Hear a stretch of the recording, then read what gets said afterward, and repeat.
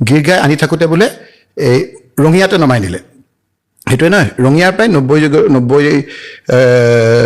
জনী গীৰ্গাই কোম্বাই লৈ গ'ল বাকীখিনি কিবা লৈ গ'ল সেইটো প্ৰায় সূত্ৰপাত নহয় নেকি হয় তাৰপিছতে মুখ্যমন্ত্ৰী ডাঙৰীয়াই ক'লে আপোনালোকে প্ৰশ্ন কৰিব লাগিছিল মুখ্যমন্ত্ৰী ডাঙৰীয়াই ক'লে যে গীৰ্গাইখিনি অলপ বেমাৰী মৰু অৱস্থাৰ কাৰণে লৈ গৈছে সেইখিনি এটাৰ উত্তৰ হ'ল প্ৰথমে যে গীৰ্গাই 90 জনী নমালে তালৈ লৈ গ'ল সেইখিনি বেমাৰী সেই বেমাৰীটো মুখ্যমন্ত্ৰীজনে কেনে জানিলে আহি নমাইছিলহে গন্তব্যস্থান পোৱাই নাই দেখোন মই ইমান দিন মুখ্যমন্ত্ৰী ডাঙৰীয়া ডক্টৰেট বুলি ভাবিছিলোঁ মই যে তেওঁ পলিটিকেল ছায়েন্সৰ কোনোবা এটা বিষয়বস্তুৰ ওপৰত ডক্টৰেট এতিয়া জানিলোঁ যে তেওঁ জানা নাই মই অলপ কনফিউজ ডক্টৰেট নে ডাক্তৰ নে ভেটেনেৰী ডাক্তৰ তেওঁ চাই ক'লে নেকি নহ'লে বেমাৰী বুলি কেনেকৈ জানিলে আৰু বেমাৰীখিনি গৰুখিনি তালৈ নিজত নিলে তাত খুব ভালকৈ দেখুৱাই পেলাই আপডাল কৰি কথা বিনাশকালে বিপৰীত বুদ্ধি এতিয়া তেওঁ কথাবিলাক কোৱা নাই বিপৰীত বুদ্ধিৰ দ্বাৰা তেওঁ কথাবিলাক মুখেৰে ওলাই আছে পাপ বিভিন্ন পাপ মানুহৰ ঘৰ ভঙা মানুহক হত্যা কৰা এই কথা বতৰাবিলাকৰ পাপ এইবিলাক আপোনাৰ এই আপুনি মানে পাপ কৰিলে নিজৰ এনেইতো জোৰ জবৰ বাচি যাব পাৰে নেদেখাজনৰ ওচৰত বা নিজৰ ওচৰত আপুনি এই কথাবিলাক গ্লাছৰ ওচৰত দেখিলে নিজে যে দুখবিলাক কৰিছে ধৰা পৰে পাপ পুণ্য আপুনি বিশ্বাস কৰে পাপৰ মই পাপ খুব বিশ্বাস কৰোঁ আপুনি কেতিয়াবা পাপ কৰিছেনে জীৱনত কেতিয়াবা অনুশোচনাত ভুগিছেনে পাপ পুণ্যৰ মানে আমাৰ এই কিছুমান আপোনাৰ সীমা আছে কোনবিলাক পাপ মাৰ্ডাৰ কৰা পাপ চুৰ কৰা পাপ মিছা কথা কোৱা পাপ চবৰে আমাৰ সাংবিধানিক ব্যৱস্থা আপোনাৰ IPC নতুন আপোনাৰ BNS এই গোটেই কথা বতৰাবিলাকত লিখিতভাৱে কৈছে নহয় যে মাৰ্ডাৰ কৰিলে পাপ মাৰ্ডাৰ কৰিলে আমি যাৱজ্জীৱন কাৰাদণ্ড দিওঁ ফাঁচি দিওঁ চুৰি কৰিলে মানদণ্ডটো এইটো অমুক হয় মিছা কথা কৈ পেলাই কৰিলে আপোনাৰ সেইটো আপোনাৰ পাপ কোনটো পাপৰ কথা কৈছে মাৰ্ডাৰ কৰা পাপটো নে আপুনি বাকী এই গীৰ্গাই কৰা পাপটো মই পাপ পুণ্য মোক কথাখিনি আপুনি মাজতে সুধি দিলে গতিকে মই ক'ব খুজিছোঁ যে এই গীৰ্গাইখিনি এটা তদন্ত দি দিলে কি আপত্তিটো আছে এজন চিটিং সুপ্ৰিম কোৰ্টৰ জাজৰ দ্বাৰা CBI ইনকুৱাৰী এটা দিলেই এই কথাটোতো ওলাই পৰিব মুখ্যমন্ত্ৰী ডাঙৰীয়া যদি কোনোবাই লগত থাকি যদি তেওঁক যদি অনিষ্ট কৰিব বিচাৰিছে তেতিয়া সেইটো শাস্তি হ'ব তেওঁ যদি জড়িত নহয় কিয় কাৰণে তেওঁ তদন্ত এটা দিয়া নাই কিয় তদন্ত দিয়া নাই কিয় কাৰণে আপোনালোকে এইবিলাক ডাইভাৰ্ট কৰিবলৈ বিচাৰি আছে মানুহৰ মনত এইবিলাকো কৰক সেইটো কি হ'ব যিটো তেওঁ ক'লে সেইটো ডাইভাৰ্ট কৰি অল্ড প্ৰেক্টিছ আজি কিবা নহয় কিবা কৰি ক'ৰবাত ঘৰ ভাঙিব ক'ৰবাত ঘৰ কিবা আপোনাৰ আক্ৰমণ কৰিব কিবা কৰিব সেইবিলাক কৰি পেলাই মানুহৰ মনটো ডাইভাৰ্ট কৰি এইটো তল পেলাবলৈ বিচাৰিছে কিন্তু এই তলটো মানুহৰ মনত থাকি যাব ইয়াৰ বিস্ফোৰণ হ'ব ইলেকশ্যনৰ সময়ত গতিকে আপোনাৰ মই কথাটো এইখিনি আপুনি যদি নহয় নুশুনে আপোনালোকৰো ভাল নালাগিব গীৰ্গাই কথাখিনি এতিয়া কথা হ'ল যে গীৰ্গাই কথাটো বহুত দিনৰ কথা কিমান দিনৰ মই ভালকৈ নহয় বহুত দিনৰ কথা নহয় জানো সাংবাদিকে কেনেকৈ জানিলে আৰু কংগ্ৰেছে কেনেকৈ জানিলে যে মুখ্যমন্ত্ৰী ডাঙৰীয়া যে দম্বালি মাৰি যে কয় যে আজি কংগ্ৰেছত মই আলোচনা কৰোঁতে মই লগে লগে জানিলোঁ মুখ্যমন্ত্ৰী ডাঙৰীয়া লোকলে বুলি হুল পুতিলে নিজৰ হয় যে কিবা এটা কথা আছে না নিজৰ মেৰে ফুটি আপোনাৰ সোঁহাতখন বাঁহাতখনে কৰিলে সোঁহাতখনে জানি যায় কংগ্ৰেছে নহ'লে কেনেকৈ জানিব মোক কওকচোন কোনোবা যদি তেওঁলোকৰ ভিতৰৰ মানুহে গোটেই কথাখিনি জানা নাই কেনেকৈ জানিব গতিকে এই কথাখিনি ঠিক হৈ থকা নাই আমাৰো হৈছিল তেনেকুৱা এজেণ্ট আছে এতিয়া অট'মেটিক এতিয়া আপোনালোকে যদি আমাৰ কংগ্ৰেছৰ মোৰ ফোনবিলাক কয় কিবা ছাৰ্ভিলেঞ্চত আছে মানে আপোনাৰ কিবা হোৱাটছএপত কথা পাতিব লাগে মই নাপাতোঁ কাৰণ মুখ্যমন্ত্ৰী ডাঙৰীয়া কিছুমান ইনফৰ্মেশ্যন দিবলৈ হ'লে মোৰ ফোনেৰে কথা পাতিলে ইনফৰ্মেশ্যনটো পাই যায় তো সেইবিলাকতে সময় তেওঁ যদি এইবিলাক সেই খুচুৰা কামবিলাকত যদি তেওঁ সময়টো নষ্ট নকৰিলেহেঁতেন আজি শিক্ষাৰ পাই লগা অৱস্থা হৈ আমাৰ উঠি অহা প্ৰজন্মৰ এই অৱস্থা নহ'লেহেঁতেন কি লাভটো হ'ব মোক কওকচোন আজি যি ধৰণৰ এটা পৰিৱেশ কৰিছে তো কি ধৰণৰ এটা পৰিৱেশ হ'ব আজি আপোনাৰ তেওঁলোক ক'বলগীয়া হৈছে তেওঁলোকে বোলে মই আহি থাকোঁতে শুনিলোঁ যে অহা 26ত এই মুখ্যমন্ত্ৰীৰ নেতৃত্বতে নিৰ্বাচন হ'ব কৈছে নহয় মুখ্যমন্ত্ৰী ফেচ বুলি কৈছে চাওকচোন এইটো কোনেনো মনা কৰিছিল তাৰমানে কিবা এটা চলিছিল আমিও গম পাওঁতো ছেপ্টেম্বৰতে তেওঁ যাওঁ অৱস্থা বৰ্তমান অৱস্থাৰ পৰিপ্ৰেক্ষিতত কোনো এজন বিজেপি নেতাই আজি তেওঁৰ দায়িত্বটো ল'ব নোখোজে আমি যে সৰুতে পঢ়িছিলোঁ ৰত্নাকাৰে যে কৈছিল নিজৰ পত্নীক যে মই যে তোমালোকৰ ঘৰখনক চলিবৰ কাৰণে ইমান পাপ কৰি মানুহক মাৰি ডকাইতি কৰি আনো তুমি পাপৰ ভাগ ল'বানে নোলোৱা তেতিয়া ঘৈণীয়েকেও কৈছিল যে মই পাপৰ ভাগ নলওঁ নতুন চামে এইবিলাক সেই ৰত্নাকৰ পিছত এইবিলাক বাদ দি বাল্মীকি হ'ল নহয় জানো তেওঁৰ এইবিলাক কোনে ল'ব এতিয়া বিজেপি কোন নেতাই ল'ব মোক কওকচোন সেইটোতো আপোনাৰ ওচৰতো আছিল যে ছেপ্টেম্বৰত মুখ্যমন্ত্ৰী সলনি হ'লে তেনে সময়ত গোটেই চৰ্চিত বিষয় আপোনাৰ দিল্লীত গ'লে বেছিকৈ শুনা যায় লিডাৰসকলে কৈ থাকে যে আমি আৰু সেইকাৰণেতো কুচকাৱাজ চলিছিলে আপোনালোকে নিউজ কৰিছে বহুতত যে তেওঁ বিভিন্ন মকৰল হোৱা যিবিলাক বিজেপিৰ লোক যিবিলাকক ধৰি লওক এলাগী হৈ আছিল কাৰোবাক ক'ৰবাত আপোনাৰ ৰাজ্যপাল দিছে ক'ৰবাত আপোনাৰ ইয়াত থিতাপি দিছে তেনেকৈ ধৰণৰ সজাইছে কিন্তু এতিয়াৰ পৰিপ্ৰেক্ষিতত এই দ্ৰুত অৱনতি হৈছে সেইটোত পৰিপ্ৰেক্ষিতত কোনোজনে ল'ব নোৱাৰা বুলি জানিহে তেওঁ ক'বলৈ বাধ্য হ'ল যে যি জাইলং থাকিলেও এওঁলোকে থাকিব আৰু কাৰণ কংগ্ৰেছ এতিয়া প্ৰত্যাহ্বান হৈ পৰিব নেকি কংগ্ৰেছ অধিক শক্তিশালী হৈছে বুলি ভাবে নেকি এতিয়া আজিৰ তাৰিখত 26 চন নিৰ্বাচনৰ বাবে আপোনালোকক মই এটা কথা কওঁ 1991 চনটো আপোনালোকৰ বয়স হোৱা নাছিল ইমান বোধহয় দেখা নাই 1991 চনৰ আপুনি ঘৰত গৈ আপোনাৰ যদি জ্যেষ্ঠজন আছে অকণ খবৰ ল'বচোন ঠিক কেনেকুৱা ধৰণৰ এটা পৰিৱেশ ইয়াতকৈ অলপ ভাল কংগ্ৰেছ বুলি ক'লেই মানুহক বিভিন্ন ধৰণৰ কেছ মামলাত সোমাই দিয়ে কোনো ধৰণৰ কেছ নহয় কংগ্ৰেছ বুলি ক'বই নোৱাৰে কেছ মামলাত জড়িত কৰি বিভিন্ন ধৰণেৰে আপোনাৰ বিপদত পেলায় 126 জন হিতেশ্বৰ শইকীয়া ডাঙৰীয়া যেতিয়া মুখ্যমন্ত্ৰী হৈছিল 126 জনৰ সমষ্টিত কেণ্ডিডেট পোৱা নাছিল কংগ্ৰেছে কিন্তু মানুহৰ মনত ক্ষোভ আছিলে মানুহৰ মনত দুখ আছিলে য'ত কেণ্ডিডেট পোৱা নাছিলে কোনোমতে আমি কেণ্ডিডেট দিছিলোঁ 1991 চনত কংগ্ৰেছে চৰকাৰ কৰিছিল গতিকে কংগ্ৰেছে আহিব নাহিব বুলি ভাবা কথা নাই মানুহৰ প্ৰতি যিটো দায়বদ্ধতাটো এই চৰকাৰখনৰ পৰা নোহোৱা হৈছে ল'ৰা ছোৱালীৰ যিটো অৱস্থা হৈছে স্কুলৰ ক্ষেত্ৰত যিটো অৱস্থা হৈছে গাঁৱত মানুহৰ যিটো অৱস্থা হৈছে বস্তু কিনিব নোৱাৰা এটা যিটো অৱস্থা হৈছে মদৰ দোকানবিলাক খুলি দি পেলাই যেনেকৈ চবকে মদাহী বনাইছে যিদৰে আপোনাৰ ৰাগিয়াল বস্তু সেৱন কৰাৰ এটা পৰিৱেশ প্ৰত্যেকখন গাঁৱত হৈছে তাত আপোনাৰ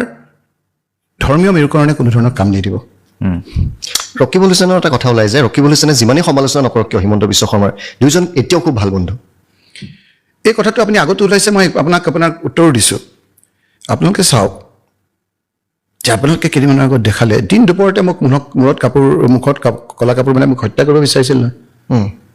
কেতিয়াবা বিচাৰিব পাৰে আমাক কৰিব পাৰে চৰকাৰৰ কাম হ'ল যে তেওঁক লগে লগে কৰায়ত্ব কৰা উপায় নাপায় যেতিয়া তেওঁলোকে কেমেৰাত বন্দী হ'ল বিধানসভাত এজন জুনিয়ৰ মন্ত্ৰীয়ে ক'লে যে আমাৰ তাত লিষ্ট আহিছে অমুক অমুক অমুক অমুক অমুক অমুক ইয়াৰ লগত জড়িত আমি এতিয়া এটাক কৰিম মুখ্যমন্ত্ৰী ডাঙৰীয়া সেই সময়ত বাহিৰত আছিল বাহিৰৰ পৰা আহি পেলাই কৈছে আপোনাৰ ৰকিবুল হুছেইনে কেছটো দি পেলাই মেডিকেল কৰা নাই চাব দে এইবিলাক কোনো কেছ মামলা দিবই নালাগে হাতে লোতে ধৰিব লাগে কালি যে মুখ্যমন্ত্ৰী ডাঙৰীয়া কিবা কৰিছে সেইটো মই সুধিলে মই ভালকৈ ক'ম মুখ্যমন্ত্ৰী ডাঙৰীয়া কেছ দিছে নেকি কেছ দিব নালাগে লগে লগে ধৰিছে পানী বটল দলিওৱাটো লগে লগে ধৰিছে মোৰটোত নধৰিলে তাৰপিছতে মেডিকেল কোনে কৰে নকৰে সেইটো আয়োজনে ঠিক কৰে আমিওতো অলপ আইন কানুন জানো ইনভেষ্টিগেটিভ অফিচাৰজনে কৰে তেওঁৰ বাহিৰে সুপ্ৰিম কোৰ্টে ইনষ্ট্ৰাকশ্যন দিব নোৱাৰে আয়োজনক যে তুমি এনেকৈ কেছটো চলোৱা মুখ্যমন্ত্ৰী আসনৰ পৰা কৈছে যে মেডিকেল নাই কৰা তাৰপিছত মোক আয়োজনক বোধহয় কৈ দিলে মই শিৱসাগৰৰ পৰা আহি আছিলোঁ আয়ে ক'লে যে আপুনি মেডিকেল কৰিব লাগে মোক তেতিয়া কিয় নক'লে মই কেছ দিওঁতে কি মেডিকেল কৰা নকৰাটো কমপ্লিটলি আয়োজনৰ ওপৰত পৰে তেতিয়া মই লগে লগে আহি আয়ে কৰিলোঁ তেতিয়াতো তেওঁ ফচি গ'ল তাৰপিছত নিমাত নিতাল এৰেষ্ট নকৰিলে মেইন অভিযুক্তখিনিক এৰেষ্ট নকৰিলে মষ্ট ক্ৰিমিনেল মাৰ্ডাৰ কৰা মাৰি পেলাব কিন্তু মোৰ লগত সম্বন্ধ ৰাখিম আপুনি ক'ব ইচ্ছা কংগ্ৰেছী বুলিয়ে কয় সেইখিনি মানুহক এৰেষ্ট নকৰিলে কিয় মই পিছদিনা কোৱাৰ পিছত মই ফটোৰ সৈতে তেওঁ বিজেপি কৰা ৰেকৰ্ডবিলাকো দেখুৱাইছিলোঁ এইটো যদি চাই এতিয়াও মই দেখুৱাব পাৰোঁ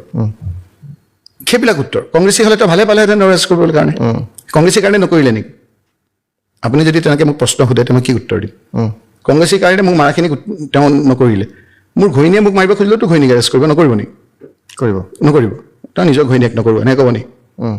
কি কথাবিলাক সোধে আৰু আমি কিবিলাক উত্তৰ দিওঁ আৰু আহি পেলাই মানুহে কয় যে কিবিলাক কথা পাতিলে মানুহে ভয় পায়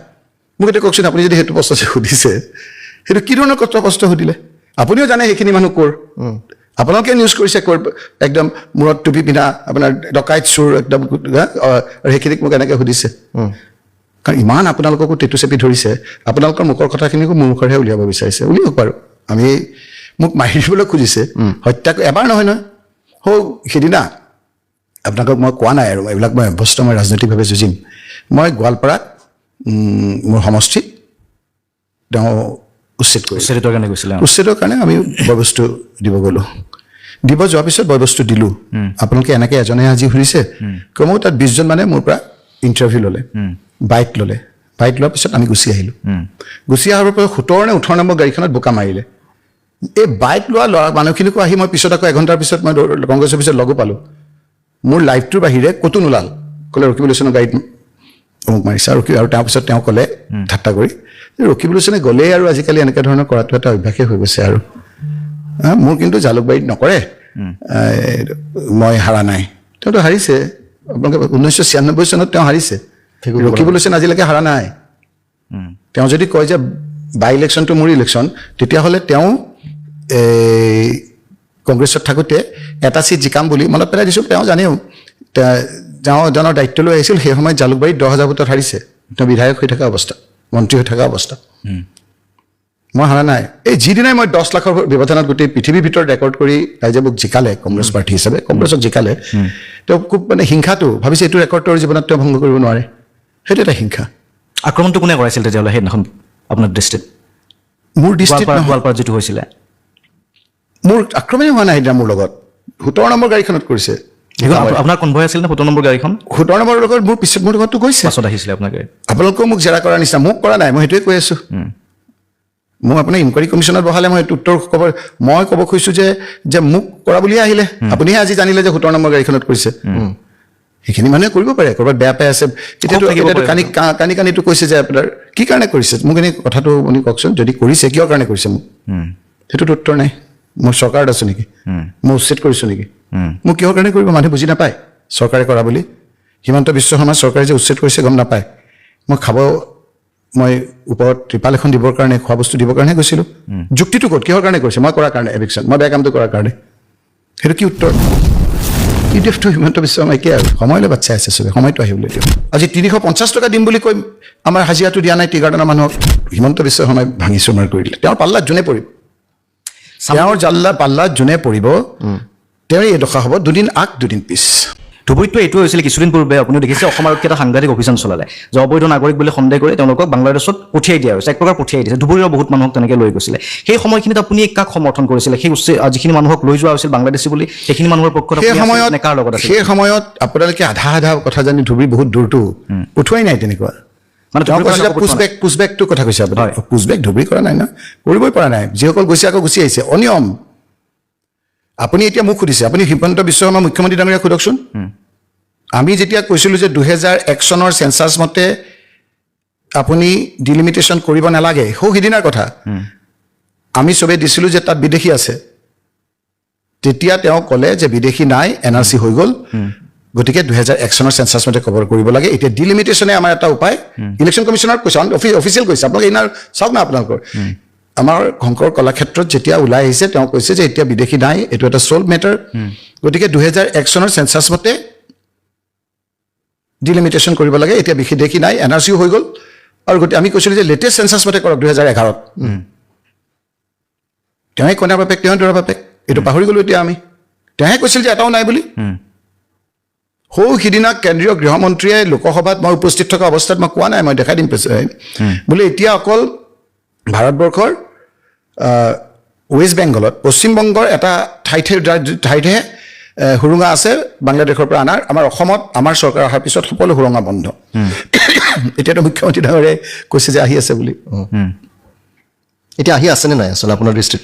অসমত এতিয়া বাংলাদেশী দৃষ্টি হয় নেকি এইবিলাকৰ দৃষ্টি যেতিয়া মানুহখিনি কিন্তু আপত্তি কৰিছিল তেওঁলোকে কৈছিল যে আমাৰ ওপৰত নিৰ্যাতন চলোৱা হৈছে ধুবুৰীতো তেনেকুৱা বহুত মানুহ মইতো আপোনাক সেই কথাটোকে ক'লো মুখ্যমন্ত্ৰী ডাঙৰীয়াই ভুক্তভোগী আছিল মানুহক অত্যাচাৰ কৰিছে সেই অত্যাচাৰ কৰি মানুহবিলাকক আপোনাৰ কিছু দুই একক পুছবেক কৰিছে হাইকোৰ্টে ইণ্টাৰফেয়াৰ কৰিবলগীয়া হৈছে হাইকোৰ্টৰ আপোনাৰ ৰায় আছে যে ক'ত আছে ক'ত নাই আপুনি জাজে সুধিছে চৰকাৰী পক্ষৰ উকিলক তাৰপিছত 3 দিন 4 দিনৰ পিছত সেই মানুহজনক উলিয়াই দিবলগীয়া হৈছে ঘৰত পঠিয়াবলগীয়া হৈছে আমচুৱে আন্দোলন কৰি আছিল সেই সময়ত কংগ্ৰেছ বা আপুনি নিজৰ সমষ্টিটোৰ কাৰণে কেনেকুৱা ধৰণৰ তেওঁলোকৰ হৈ মাত মাতিছিল সেই কথাখিনিকে আপুনি ভালকৈ সোধক এইখিনি মই মানে আপোনালোকৰ ইয়ালৈকে ষ্টুডিঅ'লৈকে আহি পোৱাই নাই মই নিজেই গোটেই উকিল বিধায়ক ইলেক্টেড মেম্বাৰসকলক মাতি আনি আমি মিটিং কৰিলোঁ মিটিং কৰি গোটেইখিনি আমি ধুবুৰীলৈ গ'লোঁ ধুবুৰীত গৈ পেলাই ক'লোঁ যে এই আইনমতে এইখিনি ব্যৱস্থা তাৰ এডভোকেট অফিচিয়েলি তাৰ বাৰ লাইব্ৰেৰীৰ প্ৰেচিডেণ্ট ছেক্ৰেটাৰীৰ লগত কথা পাতিলোঁ তেওঁলোকৰ উকিলৰ লগত কথা পাতিলোঁ অন ৰেকৰ্ড কৰি আছোঁ দেই মই যে আমাৰ এইখিনি ব্যৱস্থা NRCত যিসকল নাম সোমাল সেইখিনিত কেন্দ্ৰীয় চৰকাৰে NRC হৈ যোৱাৰ পাছত মই আপোনাক এতিয়া দেখুৱাই দিম তেতিয়া ক'লে যে NRCত যিসকল মানুহ আছে সেইসকলটো বৈধই যিসকল 19 মই এতিয়া পঢ়ি দিম আপোনাক 19 লাখ মানুহ NRCত নাম নাই সেই লোকসকলৰো সকলো সা সুবিধা পাব যেতিয়ালৈকে তেওঁলোকে আনুষ্ঠানিকভাৱে তেওঁলোকৰ ৰিজেকশ্যন শ্লিপ বুলি কয় ৰিজেকশ্যন শ্লিপ পায় তেওঁলোকে আইনগতভাৱে নিজৰটো প্ৰমাণ কৰিব নোৱাৰে তেতিয়ালৈকে তেওঁলোকে শিক্ষা দীক্ষা সকলো ক্ষেত্ৰৰ লগতে তেওঁলোকে এই নাগৰিকত্বৰ যিখিনি সুবিধা সেই সকলো পাব ঠিক দুদিনৰ পিছত আকৌ এক্সটাৰ্নেল এফেয়াৰ্ছ মিনিষ্ট্ৰীয়ে কৈছে যে যিসকল NRCত আছে তেওঁলোকতো বৈধই 19 লাখ মানুহ যিসকল আছে সেই লোকসকলৰ কোনো ধৰণৰ অসুবিধা নহয় সেইখিনি যদি কৰবাত অসুবিধা হয় তেতিয়াহ'লে তাৰ কাৰণে চৰকাৰে ব্যৱস্থা ল'ব আচ্ছা ৰাষ্ট্ৰসংঘত কথাখিনি ওলাল মই ডাঙৰ কথা কৈ আছো আপোনালোকে যদি পাৰে এইটো দিলে আপোনালোকৰ অলপ টিআৰপিটো বাঢ়িব যেন পাম সঁচা কথাখিনি মোক চেলেঞ্জ কৰিলেও মই ভাল পাম ৰাষ্ট্ৰসংঘত এই কথাখিনি ওলাল NRC চূড়ান্ত প্ৰকাশ কৰাৰ পাছত 31/8/2019 NRC ঘোষণা কৰিছিল ঘোষণা কৰাৰ পাছত DG north east home ministry of home ডিপাৰ্টমেণ্টে কৈছে যে NRC final list not to be detained under any circumstances till they exhaust all remedies available under law. এই 19 লাখৰ কথা কৈছে such person to continue to enjoy all rights as earlier like any other citizen that is right to employment চাকৰি বাকৰি education শিক্ষা and property etc. এইটো হ'ল আপোনাৰ 2 ছেপ্টেম্বৰ 2019 3:55 মিনিষ্ট্ৰী অফ হোম এফেয়াৰ্ছৰ DG নৰ্থ ইষ্টে দিছে তাৰ পিছত আকৌ দিছে আপোনাৰ এক্সটাৰ্নেল এফেয়াৰ্ছ মিনিষ্ট্ৰীয়ে যে ministry of external affairs government of India has also' expressly stated on record that the NRC list published on 31/8/2019 is the final NRC on 2/9/2019 the Ministry of External Affairs released an official statement which unequivocally stated that the office of the state coordinator NRC Assam released a press statement on the publication of final NRC as on 31/2019 তাত লিখিছে যে exclusive from the final NRC has no implication on the rights of an individual resident in Assam for those who are not in the final list not to be detained এক কোটি সেইখিনি NRC থকা মানুহখিনি নহয় দেই 19 লাখ যিখিনি বাদ পৰিছিল and will continue to have all rights as before till they have exhausted all the remedies available under the law যেতিয়ালৈকে তেওঁলোকে এপিল কৰি যেতিয়ালৈকে কোৰ্টৰ ৰাইট ল'ব নোৱাৰে they will not be deprived of any rights or entitlement which they have enjoyed before বুজিলে তাৰপিছত আকৌ কি হ'ল আপোনাৰ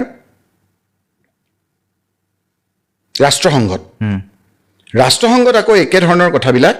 আমাৰ এক্সটাৰ্নেল এফেয়াৰ্ছ মিনিষ্ট্ৰীয়ে ক'লে যে NRC is a statutory, transparent, non-discriminatory legal process mandated and monitored by the Supreme Court of India. Supreme Court of Tattabanarichil. Any decision that is taken during the process of its implementation will be compliant with Indian law and will be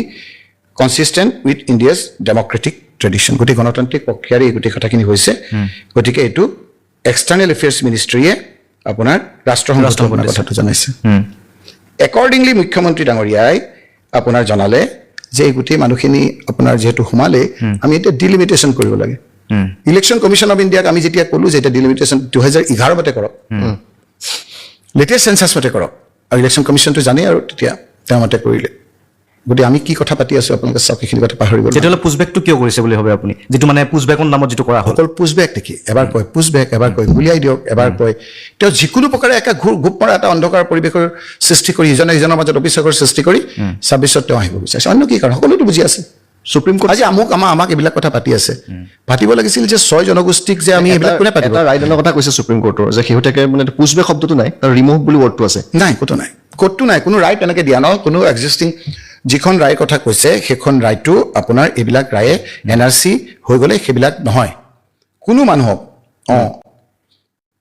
কোৰ্টত থকা কোনো ব্যক্তি মোক বিদেশী বুলি declare কৰিছে মই যদি কোৰ্টত apply কৰিছোঁ কোনো মানুহক লিগেলি হেৰাছ কৰিব নোৱাৰে বুলি হাইকোৰ্ট সুপ্ৰিম কোৰ্ট চবেই কৈছে এতিয়া আপুনি যদি কনফিউজ হয় মই কনফিউজ হওঁ কেনেকৈ হওঁ মোক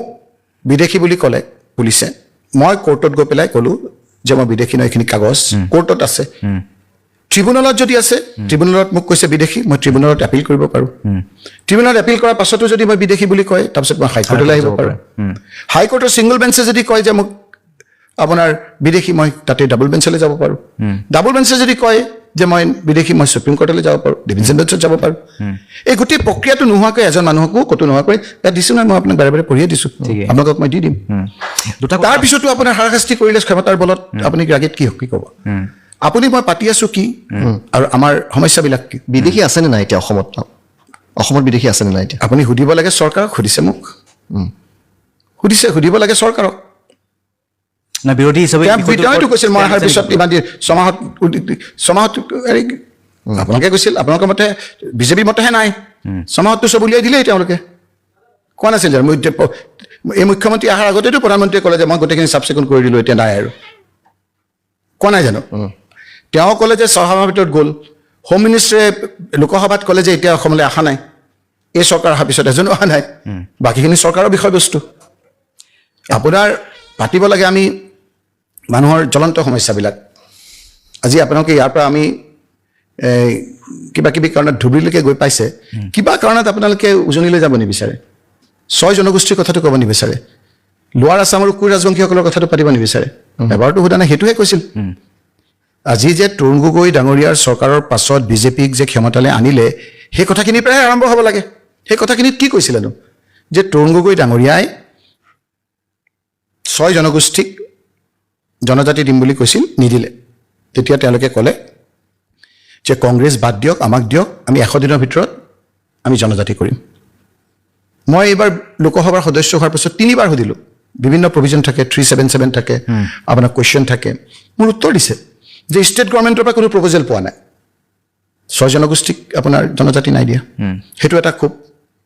আনফালে আপোনালোকে চাওক এই ডিলিমিটেশ্যনত বহুতে ভাবে যে মাইনৰিটি মুছলমানখিনিৰ তেওঁ এনেকৈ কৰিলে তেনেকৈ কৰিলে যিটো তেওঁ কৰিব বিচাৰি আছে আহোম সম্প্ৰদায় মানুহসকলৰ যে ছিটবিলাক কমি গ'ল তৰুণ গগৈ তেওঁক কিবা মুখ্যমন্ত্ৰী হ'ব নিদিলে তিলে তাৰ পুতকটোতে গোটেই কমিউনিটি ক্ৰিকেটত তুলিলে উজনি অসমৰ মৰাণ মটক এটা সমষ্টি আছিল সংৰক্ষণ নাছিলে সেই মৰাণ মটকখিনিয়ে ভাবিছিল যে আমাৰ কমিউনিটিয়ে ভাবিছিল যে আমাৰ এই ছিটটো সুৰক্ষিত আজি সেইখিনিত আপোনাৰ সুৰক্ষিত নহয় উজনিৰ এটা ছিট অন্তত চুতীয়া জনগোষ্ঠীয়ে ভাবিছিল যে এইটোত আমিয়ে জিকিম আজি তাত আপোনাৰ জিকিব নোৱাৰে তেওঁলোক কোনখিনি মানুহক তেওঁলোকে ঠগোৱা নাই টি গাৰ্ডেনৰ আগতে কিমান প্ৰতিনিধি আছিল 16টা 17জন আছিলে টি গাৰ্ডেনৰ প্ৰতিনিধি ক'ত আগতে স্পীকাৰ আছিল এতিয়া স্পীকাৰ ক'ত আগত 2জন কেন্দ্ৰীয় মন্ত্ৰী ষ্টেটৰ মন্ত্ৰী থাকে মন্ত্ৰী ক'ত কেন্দ্ৰত এজন টি গাৰ্ডেনৰ মন্ত্ৰী আছিল সেইজনো আঁতৰাই দিলে নতুন চামে ভাবি আছে নহয় কেতিয়া 350 টকা দিম বুলি ক'লে কিমান দিনৰ ভিতৰত দিম 100 দিনৰ ভিতৰত আজি 10 বছৰৰ আগত 350 টকা আজি আপোনাৰ ঘৰত যদি কোনোবা মানুহক আপুনি কাম কৰাই 500-600 টকা দিব লাগে 3বাৰকৈ দুবাৰকৈ খাব দিব লাগে আজি 350 টকা দিম বুলি কৈ আমাৰ হাজিৰাটো দিয়া নাই টি গাৰ্ডেনৰ মানুহক সেইখিনি কথা কোনে পাতিব ক'ত পাতিম আমি এইবিলাক বাৰে বংকৰাত তৰল কথা কিছুমান পাতি ক'ত কোনে দলিয়াব লাগে কি কৰিব লাগে সেইবিলাক কথা পাতি আছোঁ এইবিলাক আমাৰ একেবাৰে গ্ৰাউণ্ড ৰিয়েলিটি মানুহৰ অন্তৰ আত্মাই কান্দি আছে যে আমাৰ কমিউনিটিটো কি হ'ব এতিয়া আমাৰ প্ৰতিনিধি নাই বঙালী হিন্দু মানুহখিনিয়ে কম ভোট দিছে নেকি বিজেপিক আজি আহি গুৱাহাটী দিছপুৰলৈ আহি ব্ৰহ্মপুত্ৰ ভেলীৰ বঙালী মন্ত্ৰী কোনজনৰ ঘৰত আহি পেলাই বঙালী মানুহখিনিয়ে নিজৰ কথাখিনি ক'ব মোক কওকচোন এজনো মন্ত্ৰী নাই বঙালী মন্ত্ৰী আগতে 4জনকৈ আছিল বঙালী মন্ত্ৰী তৰুণ গগৈৰ দিনত অৰ্ধেন্দ্ৰ কুমাৰ দে চন্দন চৰকাৰ চিডুল কাষ্টৰ পৰা গিৰীন্দ্ৰ মল্লিক গৌতম ৰয়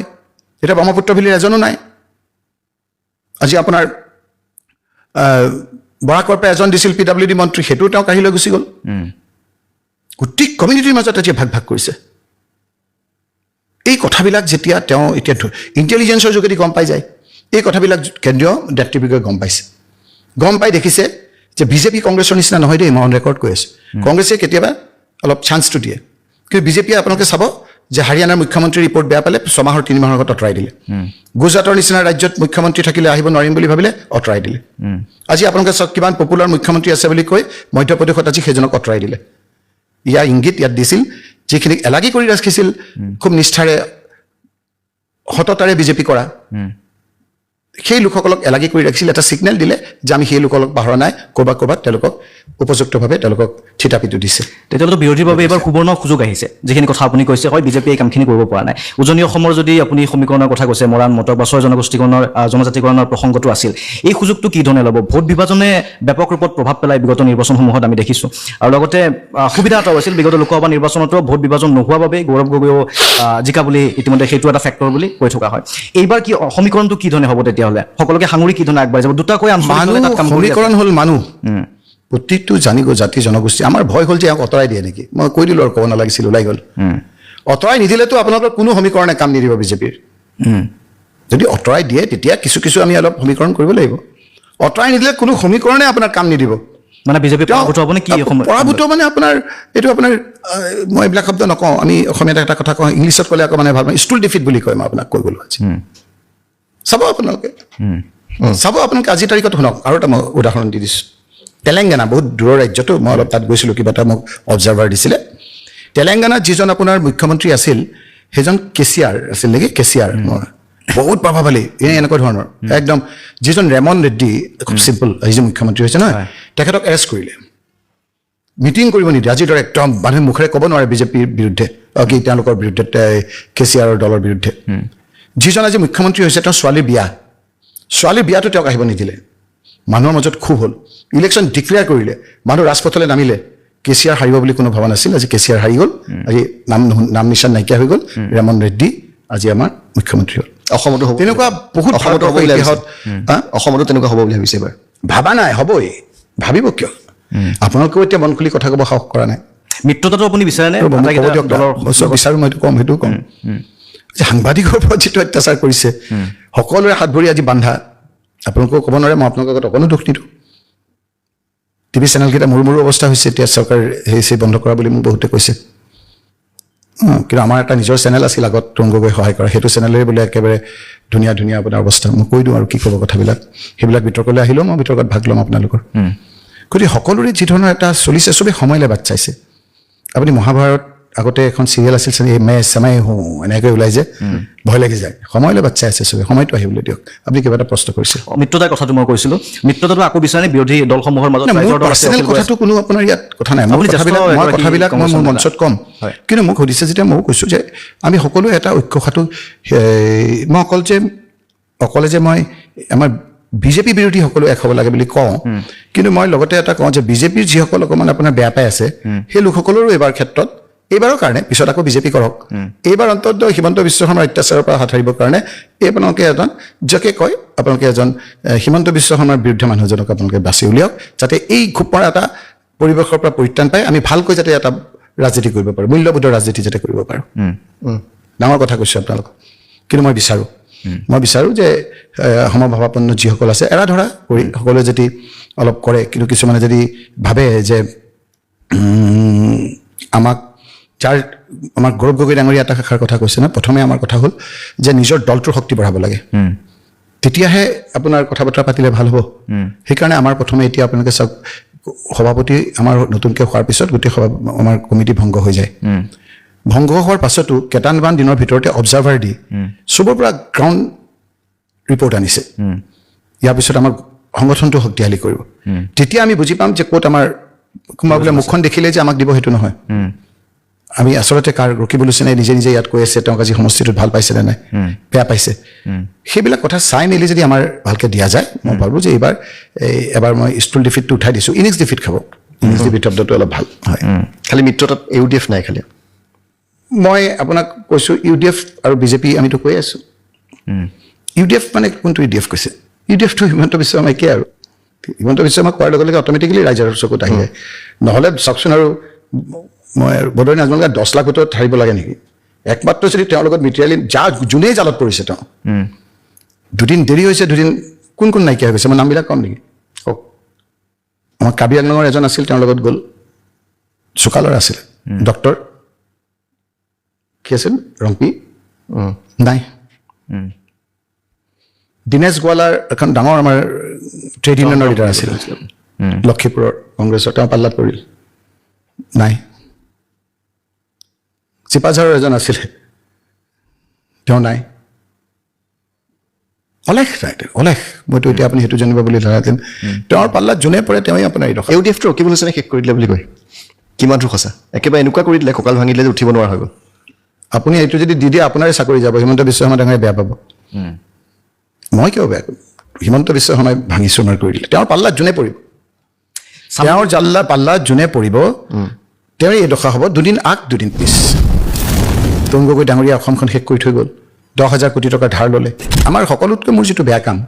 মই ভাবোঁ মই জীৱনত কৰা তেওঁৰ সকলোতকৈ ভাল কামটোতকৈ মোৰ শ্ৰেয় দেশ হোৱাৰ কামত ব্ৰতি থকা অৱস্থাত মোৰ যদি কেতিয়াবা জীৱনত মৃত্যু হয় মোৰ শেষটোপা তেজে দেশখনৰ ধৰ্ম নিৰপেক্ষতা গণতন্ত্ৰ সাৰ্বভৌমত্ব শক্তিশালী কৰিব মই দীঘলীয়া জীৱন জীয়াই থাকিলোঁ এতিয়া মই দেশৰ কাৰণে মৰিলে মোৰ কোনো আপত্তি নাই সংখ্যালঘুৰ কথা যিহেতু কোৱা হৈছিল উচ্ছেদ চলিছে এফালে পুছবেকৰ দৰে কিছু কাম হাতত লৈছিল চামগুৰিত বিজেপি জিকাৰ পাছত এটা নতুন সূত্ৰৰ কথা বিজেপিয়ে ক'ব বিচাৰিছে যে সংখ্যালঘু অধ্যুষিত অঞ্চলতো বিজেপিয়ে প্ৰাৰ্থিত্ব এবাৰ আগবঢ়াব 26ত আৰু কেইটামান সমষ্টিত তেওঁলোক জিকি আহিব ইয়াক কেনেকৈ সম্ভৱ বা কিমান দূৰ সম্ভৱ হ'ব পাৰে বুলি ভাবে আপুনি লেটেষ্ট এইটো আপুনি কেতিয়াবা আপোনালোকে লেটেষ্ট সোধে কেতিয়াবা পুৰণা সোধে পঞ্চায়তত দেখোন 4টাতে বিজেপি হাৰিলে আপোনাৰ চামগুৰিত আপোনালোকে দেখোন ক'লে যে তেওঁ মই নকওঁ তেওঁৰ কথা কিবা এই 3 or 4 বিধায়ক কিবা বাদ দিয়ক এই চামগুৰিত 4টাতে জিকিলে দেখোন ভাবিব নোৱাৰা ৰেগিং কৰিলে পুলিচ লগালে আপোনালোকে দেখোন আপোনালোকে ভোট দিবলৈ গ'লেহে মানুহ জিকিব আমাৰ অসমৰ 99.99% পুলিচ বিষয়া আমাৰ খুব অনেষ্ট আমিও চৰকাৰত আছিলোঁ 15 বছৰ মই 14 বছৰ মন্ত্ৰী আছিলোঁ কেতিয়াবা আমাৰ চৰকাৰে যদি কিবা কথা কয় যিটো নিয়মত নপৰে তৰুণ গগৈক আহি পেলাই কয় যে ছাৰ এইটো নিয়মত নপৰে তৰুণ গগৈ মুখ্যমন্ত্ৰী ডাঙৰীয়াই কয় যে নিয়মত যদি পৰে সেইটো কৰক সেইটো সাহস আছিল কিন্তু আজিতো মুখ্যমন্ত্ৰী ডাঙৰীয়াই যিটো নিৰ্দেশ দিয়ে 0.1% দেই আজি আমাৰ মহিলা MLAক মাৰি একেবাৰে আপোনাৰ মাৰি পেলাব ধৰিছে তেওঁ কৈছে বেলেবল অফেন্স আজি হাইকোৰ্ট সুপ্ৰিম কোৰ্টে আপোনাৰ এনকাউণ্টাৰ কৰিছে এইবিলাক পাপ নালাগিব নেকি এনকাউণ্টাৰ কৰিছে তাত সেই অফিচাৰজনে মৰিব আজি মই আপোনাক আৰু এটা কথা কৈছোঁ আমাৰ আপুনি কিছুমান কথা আপোনাক আপুনি এনেকুৱা কাম কৰিছিলেনে মই আপোনাক কি কৰিছিলোঁ দুটামান ক'ম বাৰু আপোনাক এতিয়া শুনক 211 IPC পুৰণা আপোনাৰ আইন আমাৰ সেই আইন মতে আৰু এতিয়া হ'ল বোধহয় 247 নতুন কৰিলে ন BNS মতে একমাৰ মেলিচিয়াছ প্ৰচিকিউশ্যন বুলি কয় মেলিচিয়াছ প্ৰচিকিউশ্যন যদি কোনো পুলিচ বিষয়াই কৰে তেওঁৰ যাৱজ্জীৱন কাৰাদণ্ডলৈকে মই আপোনালোকক সেইটো দিম তাকে শাস্তি হোৱাৰ আপোনাৰ থল আছে মানে তেনেকুৱা হয় এজন DGP আপোনাৰ DGP এজন এই তেওঁ SI থকা অৱস্থাত তেওঁ SI থকা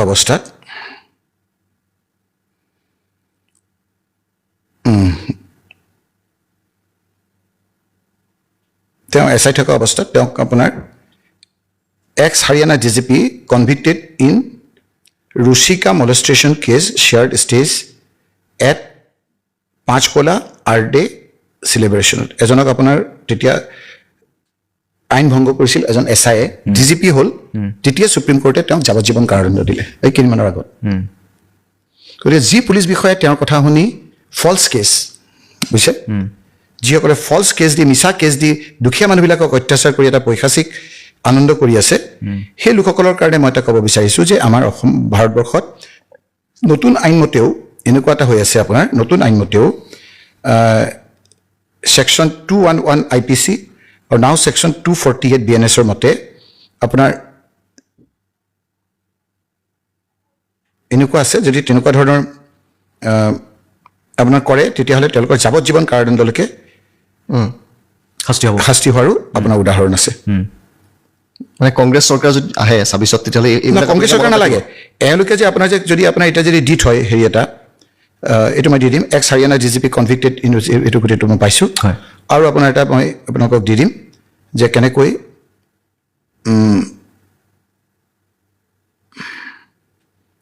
এই পুলিচ বিষয়াসকলৰ ওপৰত যদি সাধাৰণভাৱে কেছ এটা দি থৈ দিয়ে তেতিয়াই তাৰ ওপৰত কি ব্যৱস্থা হয় আপোনালোকে মানে এইটো 248 false charge of offense made with intent to injure ইয়াত আছে if such criminal proceeding be instituted on a false charge কিছুমান যে ভুৱা যেনেকৈ আপোনাৰ সাংবাদিক এজনক ভুৱা লগাই দিলে of an offense punishable with death imprisonment for life or imprisonment for 10 years or onwards shall be upwards shall be punishable with imprisonment of either description for term which may extend to 10 years and shall also be liable to fine. কোনবিলাক যে false charge of offense made with intent to injure.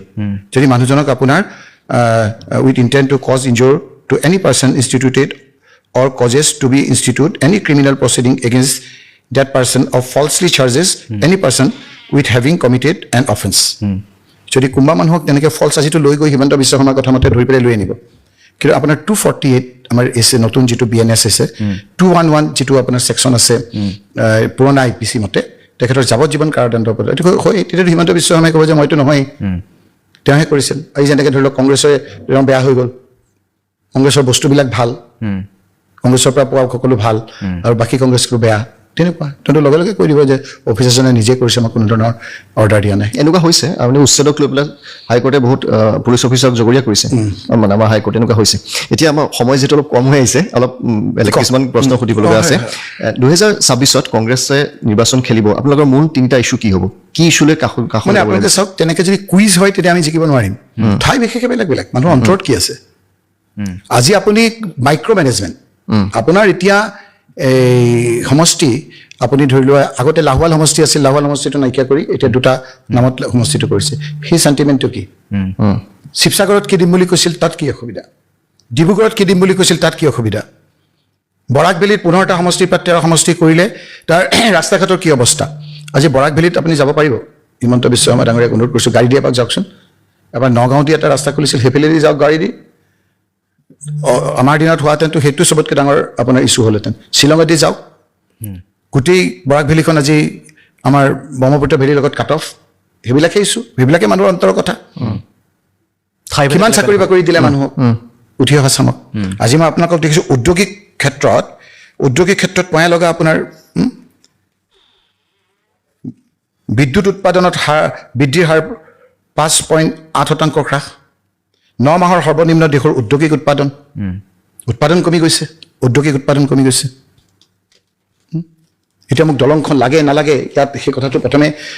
আমাৰ income নাই ধাৰটো নকলে মই আপোনালোকে কৰিছিল news মই দেখিছিলোঁ যে টক শ্ব' বহাইছিল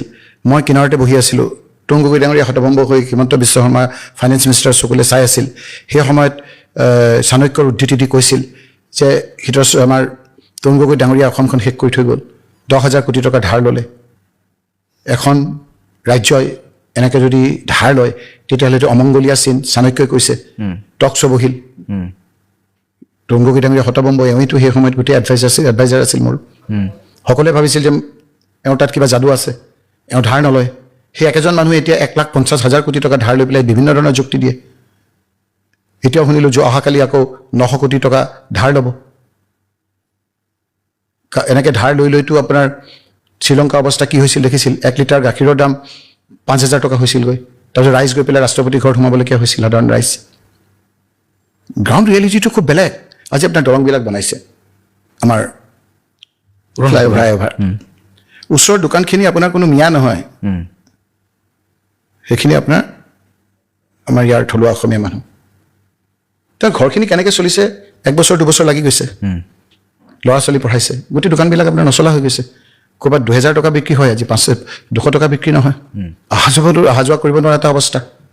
মানুহৰ আপুনি ঘৰ বনালেও এটা ভাড়া ঘৰত টেম্পৰী থকাৰ ব্যৱস্থাটো কৰিহে আপুনি ঘৰটো বনায় আজি আপুনি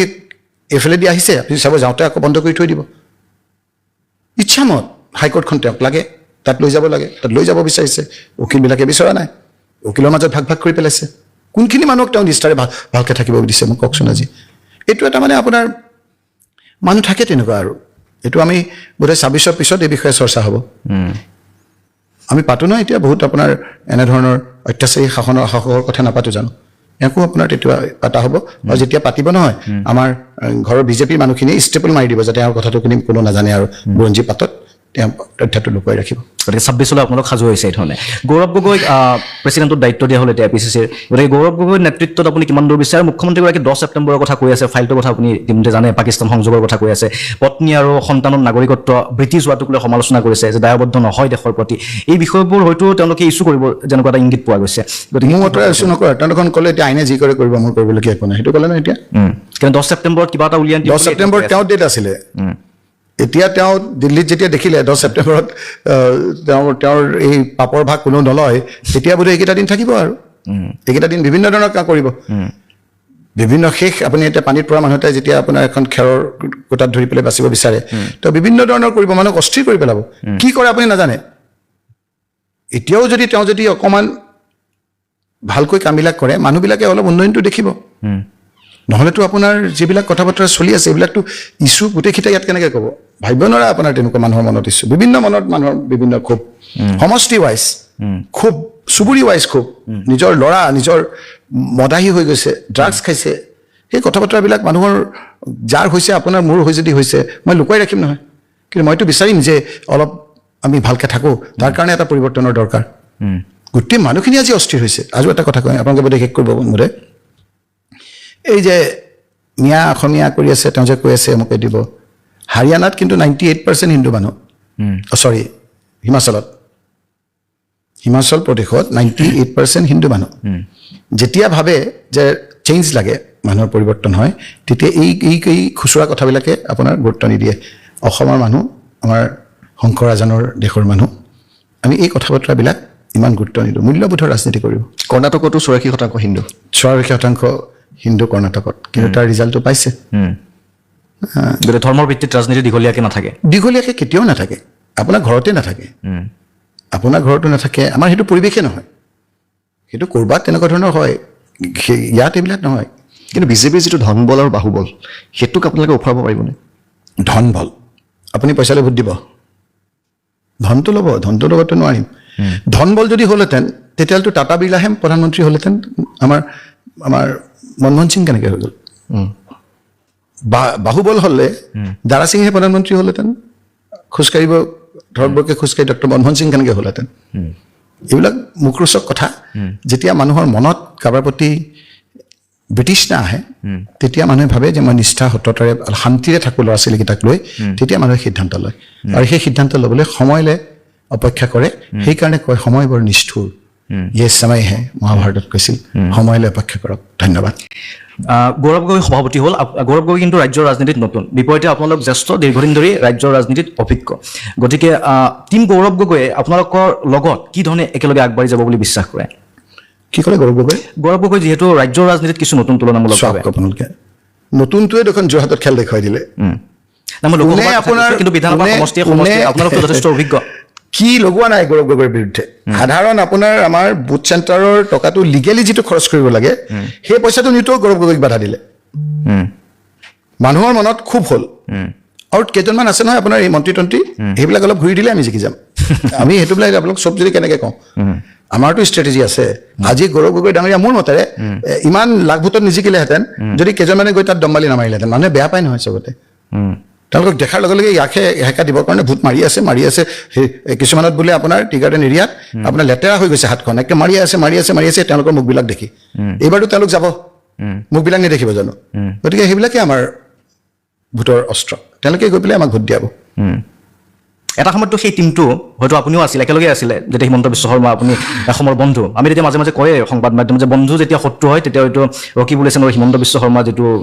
আমি দেখোঁ ৰাজনৈতিক সংঘাত, তেনেকুৱা ধৰণৰ এটা পৰিৱেশ দেখা পাওঁ। হয়তো সেই সময়ত অনুগত হিচাপে তেওঁলোকো আছিল, আজিৰ তাৰিখত তেওঁলোক মন্ত্ৰী বিধায়ক হৈ আছে। এদিন এইটো মাতিব, এই কম দিনত 1 মিনিটত নহ'ব। কি আছিল, কি নাই, কি কৰিছোঁ, কি নাই, এটাকে ক'ম।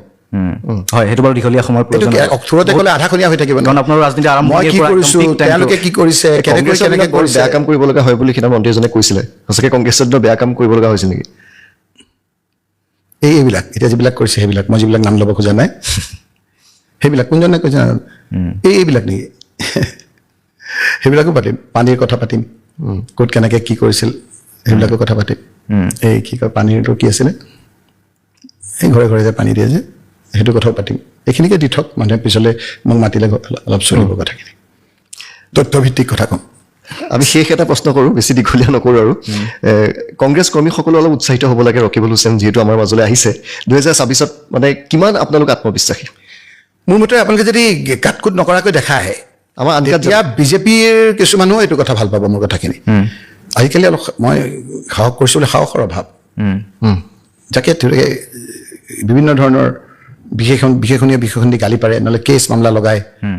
গতিকে মই সকলো মানে প্ৰস্তুত আৰু পাল্টাও প্ৰস্তুত কেছ মামলা হ'লে আমিও কেনেকৈ কৰিম তেওঁলোককো কেনেকৈ কৰিম তেতিয়াহে যুদ্ধটো ভাল হ'ব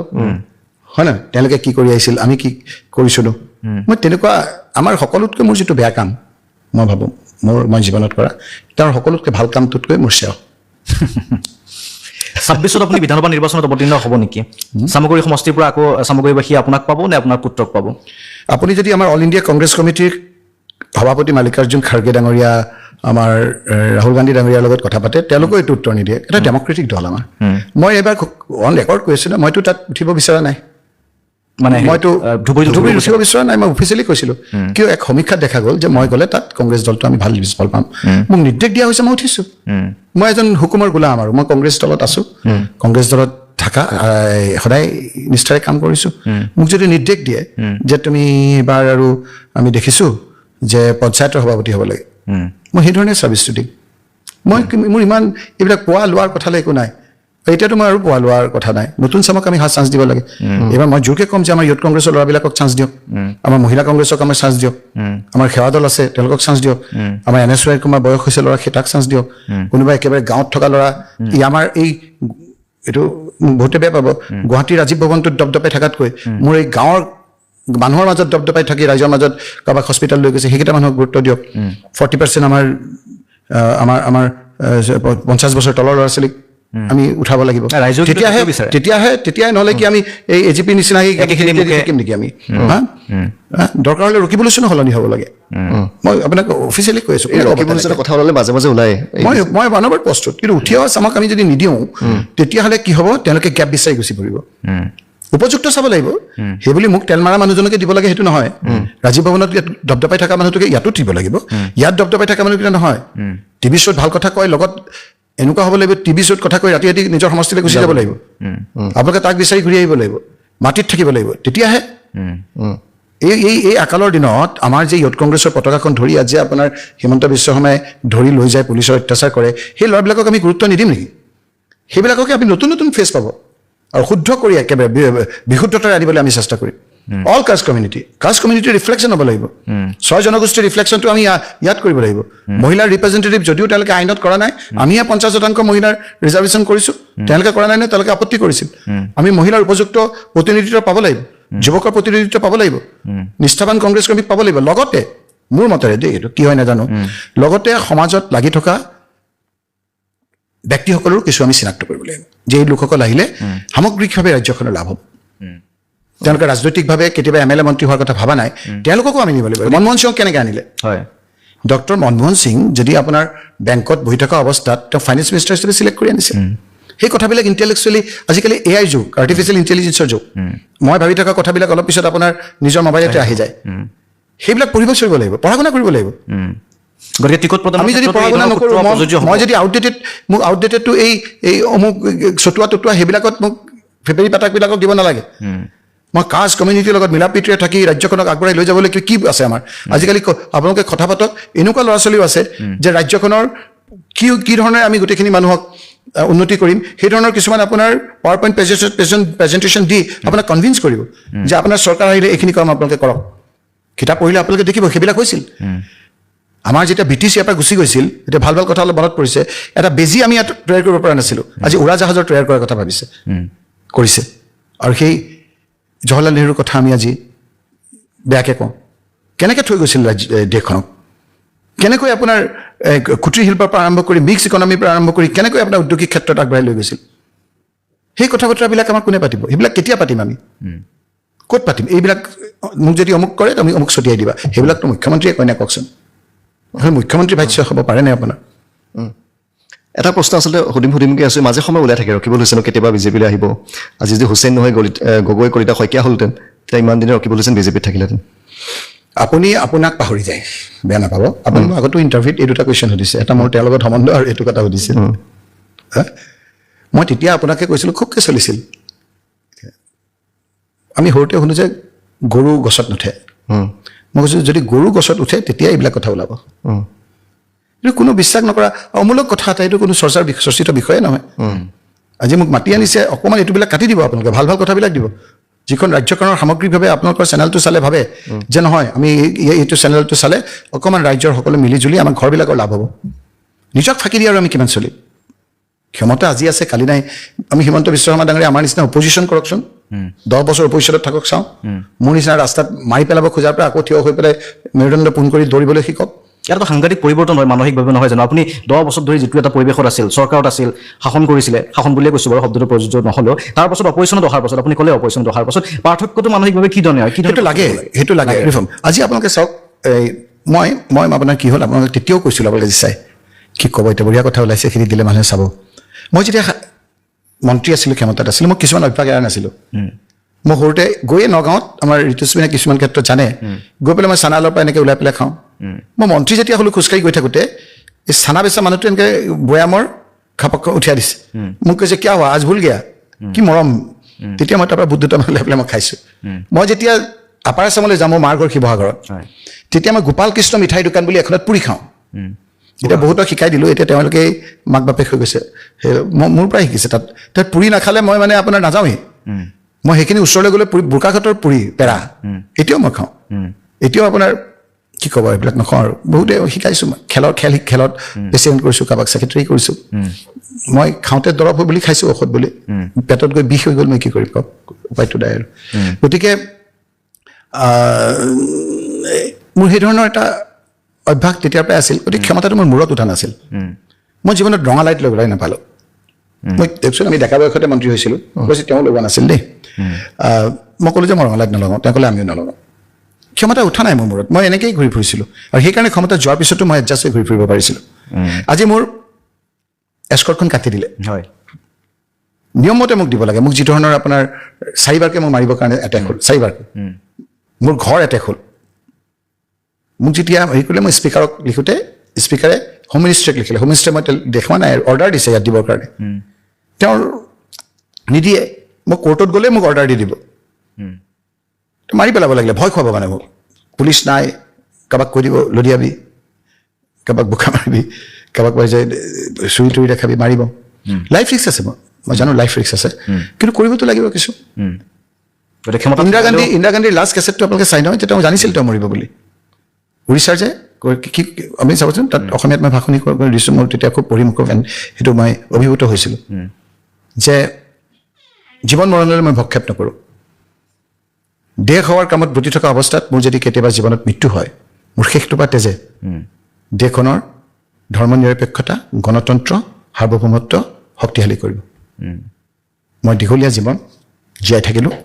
এতিয়া মই দেশৰ কাৰণে মৰিলে মোৰ কোনো আপত্তি নাই। সেই কথাষাৰে মোক খুব এনকাৰেজ কৰে। আপুনি নাভাবিব, সেইদিনাটো নিয়মতে মোক মাৰি পেলাব খুজিছিল একদম। তাৰপিছত গৈ মই মিটিং কৰিছোঁ লগে লগে, চবতো আচৰিত সেইবিলাকে কিবা কাৰণত হৈছে। আৰু এতিয়া মই 14 বছৰ আপোনাৰ মন্ত্ৰী আছিলোঁ, মোক নিয়মতে এস্কৰ্ট দিব লাগে। 4বাৰকৈ লিখিলে, 4বাৰকৈ স্পীকাৰে হোম মিনিষ্টাৰ লিখিলে। সেইদিনা মোক ফোন কৰিছে আপোনাৰ পাৰ্লিমেণ্টাৰী এফেয়াৰ্ছ মিনিষ্টাৰে, যে আপুনি মিনিষ্ট্ৰীৰ পৰা আপুনি এস্কৰ্ট পালেনে? মই ক'লো পোৱা নাই। মই ফোনটো থৈ দিছোঁ, নিদিয়ে তেওঁ। মই কাক অভিযোগ কৰি থাকিম? যোনে মানুহটো মাৰি পেলাই আমাৰ গণতন্ত্ৰত বিৰোধী পক্ষকো দিয়ে, হেৰিটো দিয়ে। এতিয়া আপুনি খবৰ ল'বচোন, মই নকওঁ আমাৰ বিৰোধী পক্ষৰ যাক নিয়মমতে পাব লাগে সেইখিনিও দিয়া নাই। তেওঁৰ অনিয়মমতে যিখিনি পাব লাগে বহুত আপোনাৰ, আজি নকওঁ বাৰু, ঠিক আছে হ'ব। বহুত বহুত ধন্যবাদ। ধন্যবাদ। আজি যিহেতু আমাৰ মাজত উপস্থিত আছিল ৰকিবুল হুছেইন ডাঙৰীয়া, গতিকে ৰকিবুল হুছেইন ডাঙৰীয়াৰ পৰা আমি বিভিন্ন কথা গম পালোঁ, শেহতীয়া চৰ্চাৰ পৰা আৰম্ভ কৰি 26ৰ বিধানসভা নিৰ্বাচনলৈকে। আৰু বহু কথা আছে, কিন্তু আমি কৈছোঁৱে যে 1 ঘণ্টাৰ ভিতৰত সম্পূৰ্ণ নহয়। আৰু এদিন আপোনালৈ নিমন্ত্ৰণ থাকিল, আমি আৰু অলপ কথা পাতিম 26ৰ। যদি মই চোৱাৰ পিছত এইখিনি দি দিব নকপি, বাকীবিলাক ঠিক আছে। মই কোৱাৰ পাছত আনকাট যদি আপোনালোকে দিয়ে, আৰু যদি আপোনালোকৰ গোটেই চেনেলৰ মানুহখিনিয়ে যদি আকৌ মাতিবলৈ সাহস কৰে, আৰু সেইজনে যদি আপোনালোকক কোনো ধৰণৰ হেঁচা নিদিয়ে, তেতিয়া মই ক'লোঁ যে যেতিয়া মাতে তেতিয়াই নিশ্চয়। গতিকে হেঁচা এই মুহূৰ্তলৈকে পোৱা নাই। হট ছিটত আপুনি আমাৰ মাজত আছে, আমি আশা কৰিম যে পুনৰ আপুনি এবাৰ হট ছিটলৈ আহিব। ধন্যবাদ জ্ঞাপন কৰিছোঁ।